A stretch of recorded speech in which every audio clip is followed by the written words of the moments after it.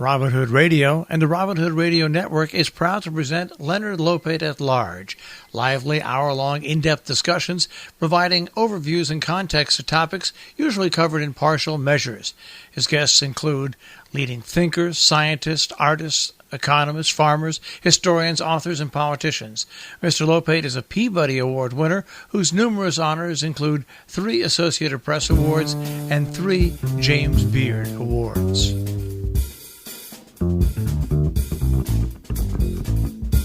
Welcome to Leonard Lopate at Large. I'm Leonard Lopate. Do you remember the first time you heard someone ask, "So, what's the takeaway?" And then suddenly, the phrase seemed to be everywhere. It's just one of the buzzwords Diana Senechal addresses in her new collection of essays called Mind Over Memes, Passive Listening, Toxic Talk, and Other Modern Language Follies. Her book is published by Rowman and Littlefield and brings Diana Senechal to our show today. Hello. Hello. Thank you for having me today. And the takeaway is the first meme that you address. How is a takeaway different from, let's say, a synopsis or just an understanding? Well, the way that the word takeaway is used today suggests an impatience for reduction, that people want right away before hearing something out, before actually learning what something is. They already want to be able to sum it up. And so the problem with the takeaway, as I see it, is that it sidesteps or jumps over the actual understanding of the thing. So people will ask, well, what's the takeaway? Mm-hmm. And as though that were the goal, to come at that thing that they could then easily say, easily remember, and use to stand for what it was they heard, whether it was a song or a lecture or a play. They've got that takeaway. It becomes like a tourist trinket in a sense. We recently did a show about cause and effect, how people explain the problem with a simple answer. Oh, the reason that we had the recession was because of a housing bubble. And to some degree, the takeaway is the same sort of thing. It's a similar matter. The takeaway is something that explains things very easily to people, tells people what something is about, when in fact the thing that the takeaway represents is more complex. You're an educator. How are takeaways used in education these days? In different ways and in different countries, but in the United States, often the teachers are required or expected to put an aim on the board, and that can take different forms, but often they're supposed to tell the students exactly what they will be getting out of the lesson.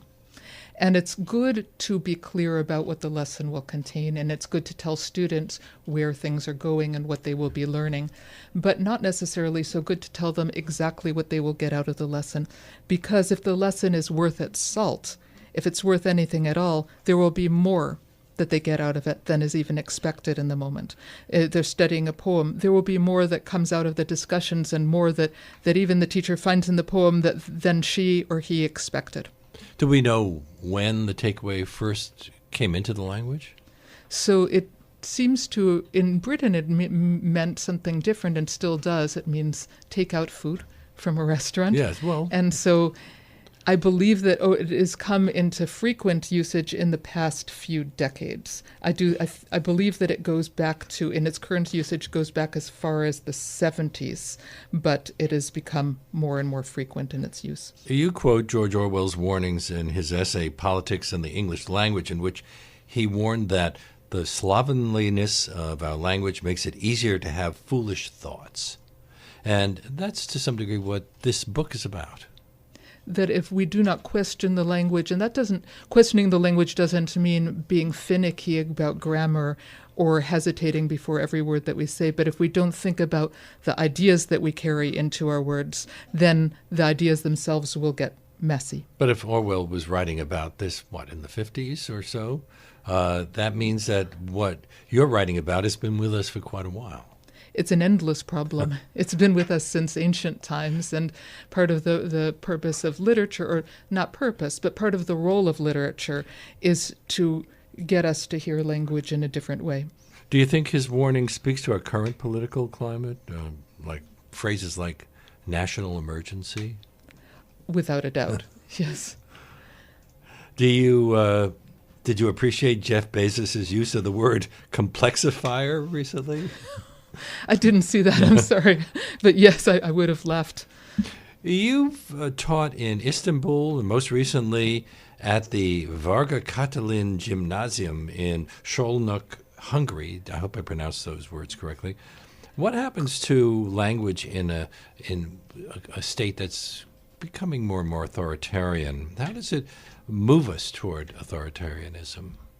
The problem with Hungary is that it goes beyond any takeaways about it. So the political system is moving toward authoritarianism, and Viktor Orbán, the prime minister, is explicit about this. This is not an interpretation. He talks about illiberal democracy. So this is true, but then there are many other layers to Hungary and many other things going on. And what people do not realize who rely only on the news about Hungary is that it's a profoundly reflective place, and people are grappling with all kinds of questions and with language. So I've found myself in the midst of inspiring and rich discussions day after day about the words we use with my students and with colleagues and with other people. You don't face hostility because of the fact that you're American, and I mean they're going after George Soros right now because he's Jewish. Orbán has been publishing anti-Soros propaganda. This is not in any way representative of what the people feel whom I see in my everyday life.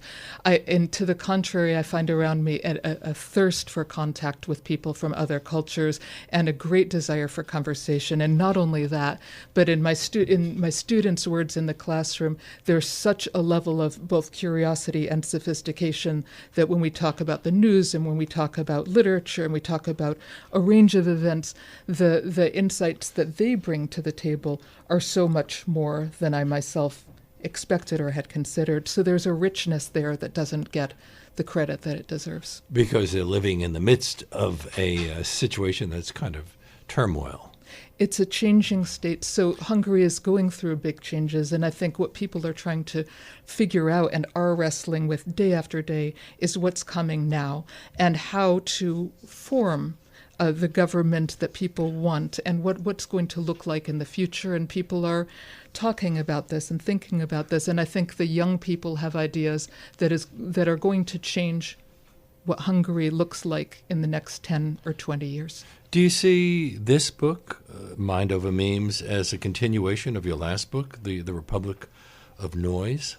Yes, because Republic of Noise, it was a book about solitude, but not necessarily solitude of going out into the countryside and being alone, though that as well. But and you do write about solitude in this book as well. As well, yes. But solitude of being able to step apart from the crowd and think on your own, although we'd never think completely on our own. That's impossible, but to think somewhat on your own and not to rely on trends and not to follow blindly what other people are doing and the way others are thinking.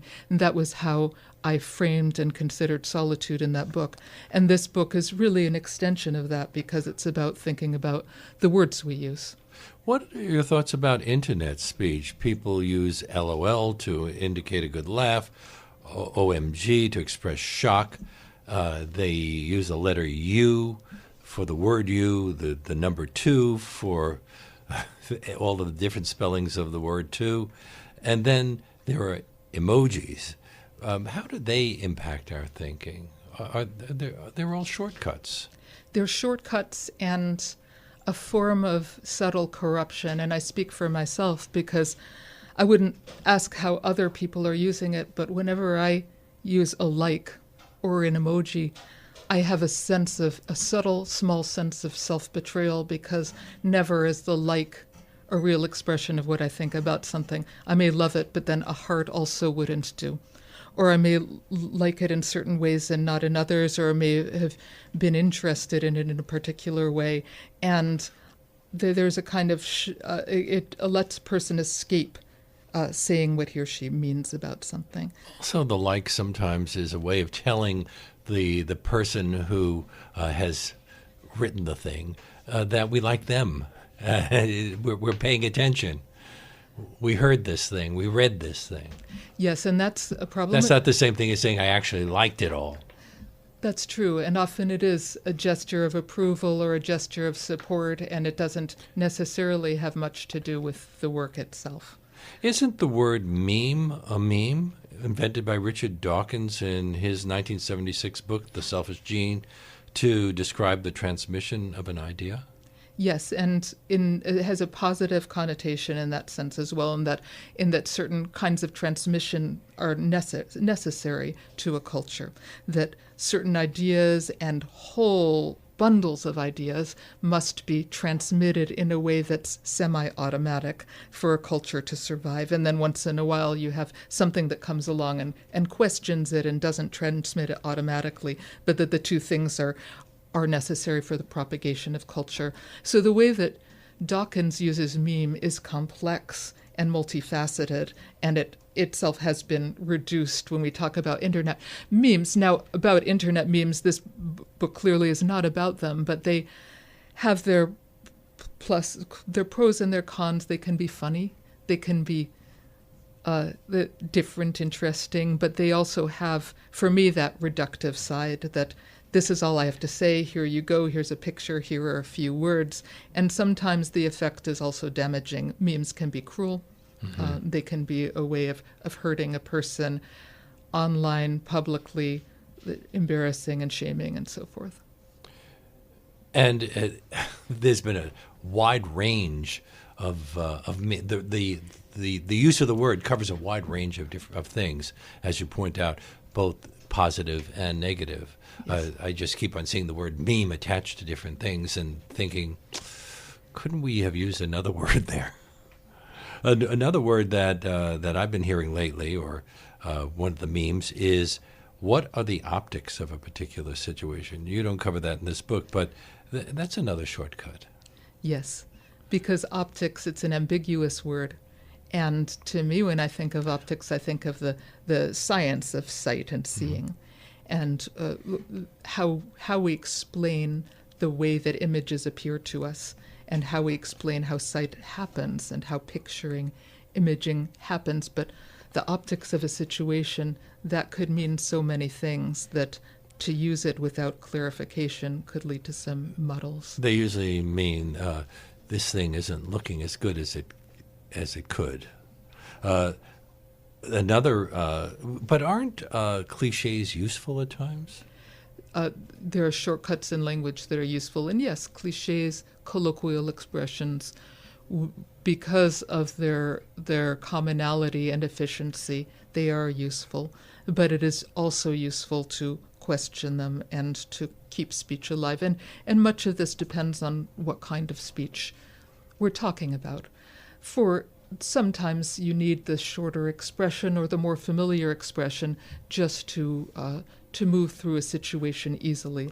And then at other times you need something fresher and clearer. Sometimes they sound a little clumsy to me, like pocketable answer, which is a variation on the word takeaway. What's the pocketable answer to that? The pocketable answer, well, I used that phrase because I was thinking about how people want a product out of any experience, and the takeaway is in a sense a product. People like to come out of a lecture or a concert or a play knowing what they got, mm-hmm. and that's the pocketable thing. But that's often an illusion because it's not the full. It's not the whole of what they received. Well, sometimes it's more fun to have an open-ended conversation after you've seen a lecture or a concert or whatever, yes. Than say, so what was that all about? Well, the problem is yes, it's open-ended conversation, yes, and then back to the... Inspired by, and so you can go even further than the lecture went. Yes, indeed, to take it and then talk about it further and see where the conversation goes, and to do the same thing with your thoughts. And it's not necessary always to say what you thought about something immediately afterward. There's value to carrying it in your mind for a while. You say that comments and reviews can be a part of what you call the takeaway culture. This is in line with precisely that often you go to a concert and then immediately afterward or the next day you get an email saying, tell us what you thought of it, complete this short survey, and you have to rate it and rate various aspects of it. And I am that it not only shortchanges the experience, but it can also shortchange the memory. That after filling out a survey like that, you aren't remembering it in its fullness anymore. I feel bombarded by surveys now from all sorts of different sources. I just got one from Google asking me whether Google is useful. What am I supposed to say? Yeah, no, whatever. I'm speaking to Diana Senechal. Her book is Mind Over Memes, Passive Listening, Toxic Talk, and Other Modern Language Follies. This is Leonard Lopate at Large on WBAI 99.5 FM in New York. You did a TED Talk, but you're not a fan of TED Talks. No, I'm not. And it was a TEDx talk, just to be clear. But I don't think that I would be invited to speak on TED, although I'm possibly wrong. I'm not a fan of TED Talks. And when I was invited, I said yes on the condition that I could subtly make fun of TED while I was speaking, or the part of the point of the speech would be subtly to make fun of TED. And so it was called Take Away the Takeaway, and it was about the takeaway. And of course, TED Talks, many of them, not all, there are some beautiful TED Talks, and I don't want to generalize about them all, but many TED Talks are about the takeaway. They're focused on giving you something that you can do right away to improve your life, or that the world can do right away to improve the world. You say to sell concepts. Yes. So a TED Talk, at least those, is different from a lecture? Yes, because a lecture unravels and explores a subject and shows the complexities in it and takes us to a different level of thinking about it. And the TED Talk presents some little nugget of knowledge, something interesting, something to catch people's attention, and then makes it immediately relatable to them, showing how they could implement it. And it leaves people with a cheery feeling, but there's some illusion and delusion there. Why do you think TED Talks have become so popular and respected? I often receive something where the CV includes the fact that this person gave TED Talk. TED Talks are immensely popular because for different reasons. And to give them credit, they are a nice way to learn about different subjects in a short time. And if you're tired and you don't have much time to read extensively on the subject, you can relax and listen to a TED Talk and learn a little something. So that they have that going for them. But they've grown so much in glamour that the TED Talk can be a ticket immediately to a book contract and to all kinds of other things. And so people are looking at the TED Talk now not only for its content, but for the status symbol that it is. And the person giving the TED Talk is assumed to be the ultimate expert on this subject. So anything that he or she says is to be taken totally seriously. Yes, you get crowned with expertise when you give the TED Talk. So what happened? What was the response to your TED Talk? Positive. People enjoyed it. It was a small, not an enormous room, but it was full, and people laughed at the jokes. It's fun when that happens. I'm going to move on to another subject that you discuss in the book, teamwork. How is a team of football players different, let's say, from a team of teachers? The football team is a team in that it has a specific, concrete goal, and all the players are there to help achieve that goal together, scoring points. And then there are other aspects of the game, too. There's beauty in the very strategy and in the playing, and you can watch football for its beauty, and many people do. But the beauty is less important than winning. If you don't win, then you haven't done what you're supposed to do. Teachers are also there to win in a certain sense, but the work of a teacher is not only to achieve, say, test scores for the students or to get them to do well on tests, but to open them to subjects and get them to think about things. And much of this involves solitary work. So to talk about teachers as a team is to distort the nature of the work. But when you have faculty meetings, does the word team get invoked a lot? A lot, yes. Now, but and what do you think that how do you think that's changed education? in many ways. Well, the word team is now applied to everything. It's not just education. But when it is applied to education, the implication is sometimes, not always, that speaking out and thinking differently are no longer valued, that what is valued is just cooperating and doing the work in front of us and in fact doing the opposite of standing out or sticking out, being more like everybody else. In the book you say teamwork always connotes compulsion and conformity. It does connote that, and it doesn't mean that it always involves that, but it does connote it. So why do you think the insistence on teamwork has taken such a hold on our culture? It's a kind of corporate collectivism. So I believe that people who live in post-communist countries would be much more hesitant to use that word for everything because they're distrustful of the imposed collective, the imposed group. Whereas here there's a naive enthusiasm that hasn't run its full course yet. There's an idea that it's great to be on a team. It's great to be part of something bigger. And the enthusiasm has a basis. It is exciting to be part of a team. But people adopting that word don't always see the flip side or the darker side of the team, which is that it can squelch not only individuality, but things that need to be said. But what about an orchestra, for example? Isn't an orchestra a team because don't orchestras also have shared goals? Orchestra have shared goals, but they can't specify them. When you give a concert, you're accomplishing something that goes beyond anything that you say you're going to do. I mean, the things that you can specify would be at the very lowest level of what you plan to do. You hope that everybody plays in tune and in rhythm and following the conductor's general motions and directives, but that's the bottom level.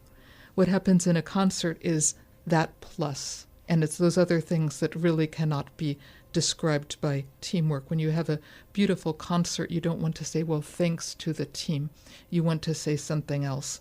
You want to turn your attention to the music, and the music goes beyond the things that you can pinpoint. So do teams tend to suppress the individual, suppress the nonconformist? Is that one of the intentions of teams? I don't know about the intentions, but often it is the effect of teams, but not necessarily. People in management, organizational management, are aware of the problem of teams, their capacity for suppressing the individual, and they are working hard to reform or to think of the team in a different way. But there is, many people have written about the tendency of teams to rush a decision or to push aside dissent and to view dissent as un-team-like and uncooperative when, in fact, the dissent can help inform the decisions and enrich the work. Because it gives us other things to consider. Yes. Rather than the obvious. But is it different than collaboration? The staff of my show, for example, we share certain concepts about what the show should be like, but I appreciate when a staff member comes up with an approach that wouldn't have occurred to me. But I still think of them as a team on some level. A team in the sense that that you are working together to create the program. We have a shared goal, which is to do the best radio shows we can do. Sometimes we actually succeed. And I would say that's an understatement. It's a terrific. I wasn't fishing for a compliment there, but some people use the word team in a much more flexible way, making allowances for the different ideas that people bring to the table. And my point is not that all teams are terrible, that all teams are repressive, or that even that the use of the word team is wrong. But what I've seen is that the word team has taken over so many associations, and what happens as a result is that people lose track of the kinds of associations that are possible. People think that everything has to be a team, but there are so many other forms of collaboration and partnership, working together, friendship, collegial relationships that need room as well and need expression. You argue for what you call a good misfit, but don't most people considered misfits wish that they weren't? Up to a point, until maybe it comes... Some people are proud of being outsiders. I think that I'm thinking of people I've known and colleagues and students and friends and different people, and that there is a point of reconciling opposites where you are happy about being a misfit in certain ways and then you suffer from it in other ways. And those two things are both true at once. And so you wouldn't, if pressed, you wouldn't want to change this, but you would wish for a little bit more understanding from others. And I can't, that's a generalization, but the feelings about being a misfit are complex and sometimes contradictory, but so is the misfit status. It doesn't come in just one form, and you can be a misfit and nobody knows that you are. You can look as though you fit in and you're like other people, but you can carry something that's different. Although sometimes it gets a little more complicated. I remember way back when I was in college, and one of the philosophy teachers was pushed out because the new chair of the department was a member of a certain philosophical school, actually. In this case, it was an admirer of Ayn Rand. And so all of the philosophy teachers at Brooklyn College at that moment were in agreement. And that kind of frightened me because I thought the whole concept of college was that you got a wide range of ideas, even in one department. Yes, and that for many people that has stopped being the goal, that there has been a trend in colleges, at least in the United States, but possibly elsewhere as well, toward seeking comfort and safety, and with that, unfortunately, comes conformity. How has that trend moved into corporate hiring? That corporate hires often use corporate managers often use personality tests to tell whether a person would be a good fit for a job, and the personality tests are structured in such a way as to identify people who think differently, or people who may not get along smoothly with everybody, or people who may question company policy a lot. And so they may, before even reaching the interview stage, that people may be weeded out on account of their unconventional ideas or ways of thinking. And you write about the misfit theory. Why might it be valuable? So there is something called misfit theory, which is slowly gaining traction, which is the observation that, for instance, immigrants and people who have come in from the outside have had to use a great deal of ingenuity to make their way in the world, and then that ingenuity would then become something prized by the society, and it would enrich their lives and the lives of others. And so that the misfit has a role, not only a role in society, but as a leader in a certain sense. And this is becoming more popular, but it isn't being applied as flexibly and as widely as it should be, because there are many different ways of being a misfit, but not just being a misfit, thinking in a different way from other people about what you are doing, and thereby enriching your surroundings. So when we have restrictive immigration laws or built walls, are we weeding out all of the misfits, the potential misfits? Or some of them anyway? We have no idea whom we're weeding out. That's the problem. Because I remember, but one of the wonderful moments in American history was after World War II, or in the years, whatever, those years when all of these intellectuals came from Europe and brought all sorts of ideas that were not part of the American sensibility, and changed the way that we thought about things. They changed the movies. They changed pretty much everything. Yes, and we don't know what we're leaving out and shutting out today, but there's a great danger that we're shutting out much more than we can even measure and imagine right now. You've called one of your essays the toxicity of toxic. Isn't the word toxic being used to describe a wide range of things these days? Yes, and it's often used to describe people, and there are many books and articles about how to get toxic people out of your life. And this is dangerous because it falls in line with scapegoating that has existed through the ages, through history. Societies use scapegoats to supposedly purify themselves, to get rid of problems, but now it's being used on a personal level. The idea of many of the books, self-help books about getting rid of toxic people, is that if you just get rid of those people, then those people, and we're not talking about toxic influences, toxic situations, that makes a little bit more sense. But when you call a person toxic, you're buying into the delusion that if you somehow cleanse yourself of imperfect or difficult people, inconvenient people, you will soar towards success. And you yourself, of course, are pure. It's these other people who are the problem. And so it's a matter of placing the problem on others, treating others as the problem, and believing somehow that your happiness and success are in your hands. It says it's a metaphor. Isn't it Yes. open to many different interpretations? Yes, it is. But the problem is with the widespread use and careless use. All of the words in the book can be used. This is not a do not use book. It's not a usage. It's not a these words are bad type of book. It's a book that is aimed at getting people to think about certain words, and toxic is one of them. What words would you prefer to use instead of toxic? Perhaps a suffering person. Perhaps a person with some difficult traits. There are people with difficult traits who are nonetheless important to the world in which we live. So it would lead us to be a little more charitable toward others. More charitable and more attentive to the whole.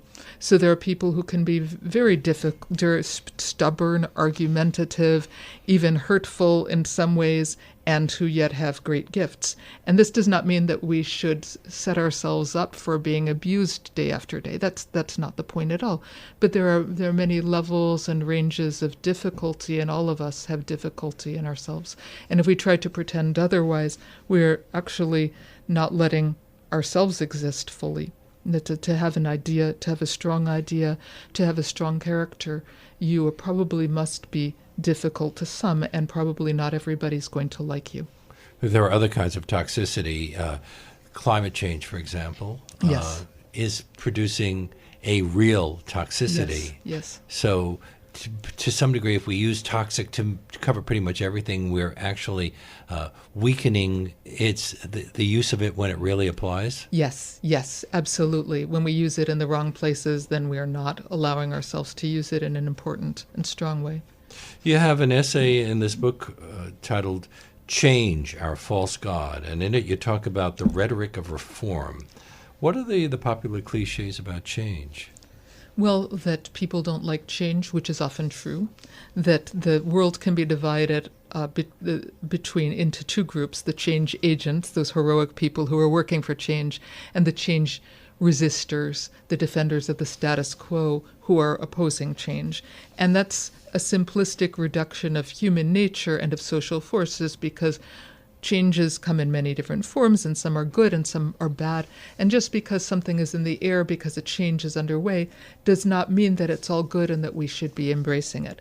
And nor can the world be divided into the change defenders, the change agents, and the change resistors, because the resistors sometimes, as we've already discussed, the resistors may have something to say that can actually make the change better, more effective, more intelligent. Is it wrong to say that change is inevitable? Change- Because I have to tell you that believing that might have prepared me for a few of the shocks that I've experienced recently in my life. So here's an analogy. So my students in the 9th grade, some of them are putting on a production of Ionesco's Rhinoceros. And it's great fun, and they're doing a beautiful job with it, and they will be performing it at an English language festival in May. In this play, people one by one start turning into rhinoceroses until there's one human being left. And the problem is that as more and more start turning into rhinoceroses, they also start to justify this phenomenon in their language, in their speech. They start to say, well, the rhinoceroses aren't so bad after all. They're beautiful, actually. It's actually human nature that's the problem. And if we could just go back to real primal nature, we would be the way we're supposed to be.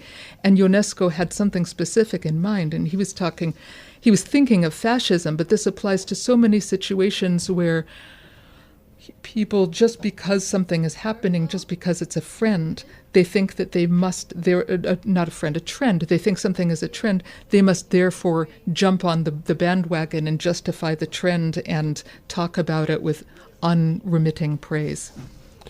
Some of the other phrases that really resonated with me that you address, implicit bias, for example. Yes. You include a very personal essay on listening. Don't most people know how to listen? Yes, but listening is often described, unfortunately, as a passive activity. And so first, to be clear, if you enter my classroom, you will not see me lecturing for even half of the lesson. I combine instruction with a lot of discussion. But Which is called interactive learning? it could be called interactive learning, but the problem is that in many schools, especially in the United States, teachers have been told to keep their talk to a minimum and have the students in group work doing lots of things and talking as much as possible. And that listening, they say, avoid passive listening, instead foster active learning. And I question that opposition, because I'm not suggesting that the whole time should be spent in lectures or that students should be listening to hours of lectures every day. But listening is not passive. Listening, it takes a lot of dedication and attention and thinking and concentration and many complex mental processes. And you're right about, as an adult, you learn to listen to Hebrew cantillation in a synagogue. How is that a different kind of listening? So it's similar in some ways in that with this kind of listening, as with other kinds, you are taking in a stream of sounds and a stream of words and assembling them in your mind into a whole. But in the Jewish tradition, there is cantillation, which is a melodic chanting of the text, and the melody is logogenic, which means that it is derived from the actual structure of the verses, from the grammar of the verses, so that these melodies, this trop, assists the listener in understanding the verse, because the listener can detect when the verse has reached its middle, when certain turns in the phrase happen, and so forth. And so the astute listener can use this to understand the text more clearly. But the person preparing to chant the text in this manner is also studying it in a special way and coming to new understandings of the meaning through the melody. One of the my favorite topics that you addressed is the use of the phrase "research has shown." What do people automatically believe research summarizes? Well, there's a great adulation of science, whatever form it may take. And that's social science and the physical sciences and the chemical science. But today, often social science, and if people hear that a study has shown something, they often take that as proof that it's simply true. And the thing is that science is investigative. It doesn't arrive at answers. It keeps on turning up new questions, and almost always conclusions of studies, while sometimes they can be very strong, they still retain a tiny amount of uncertainty. And so in that case, the problem with research has shown is that it takes an uncertainty and substitutes a certainty for it.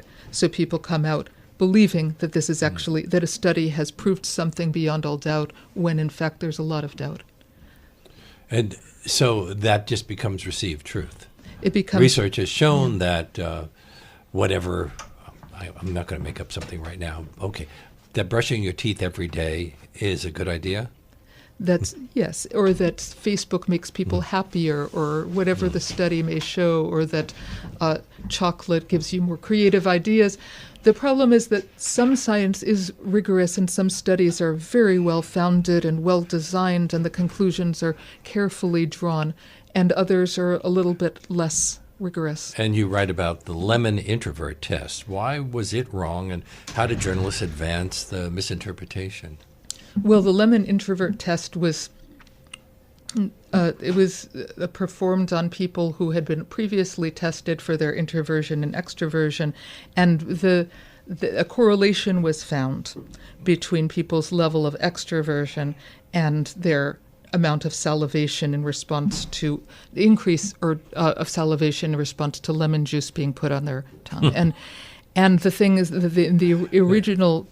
How would anybody come up even with thinking about that as a test? Well, there were actually serious reasons for it, which was a theory that introversion was associated with greater sensitivity to stimuli.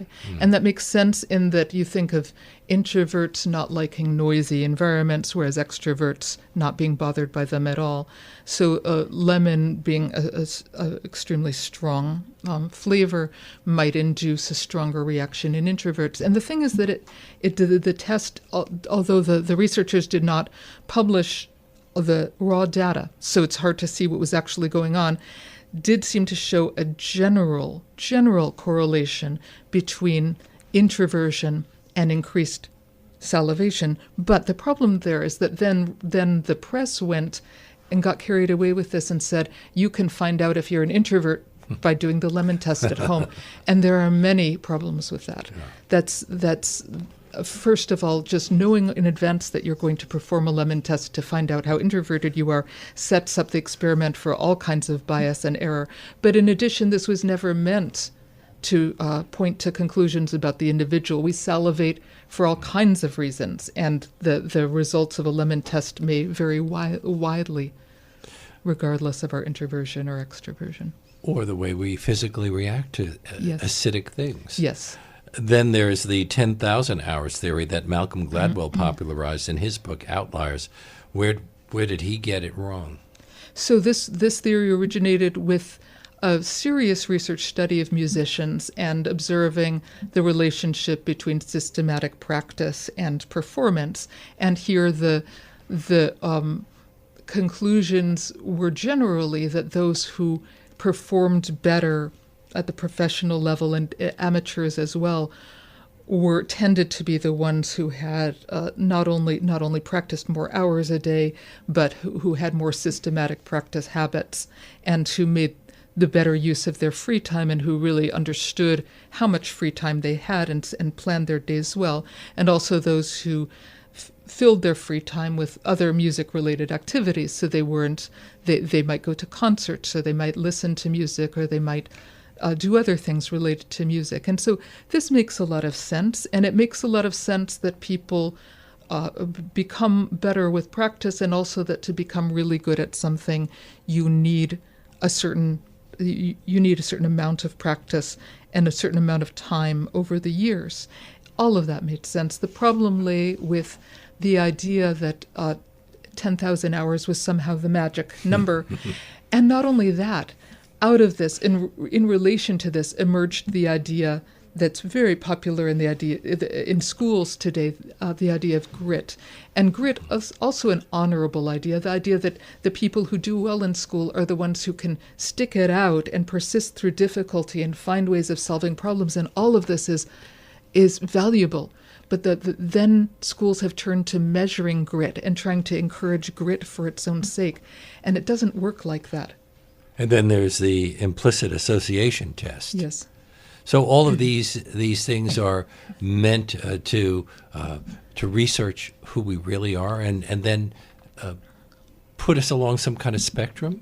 Well, the implicit association test, as it is being conducted right now online, involves keyboard clicks. And so, for instance, it will give you a series of different photographs, and different adjectives that may be positive or negative, and you learn to you click in order to associate something, give something a positive or a negative association, and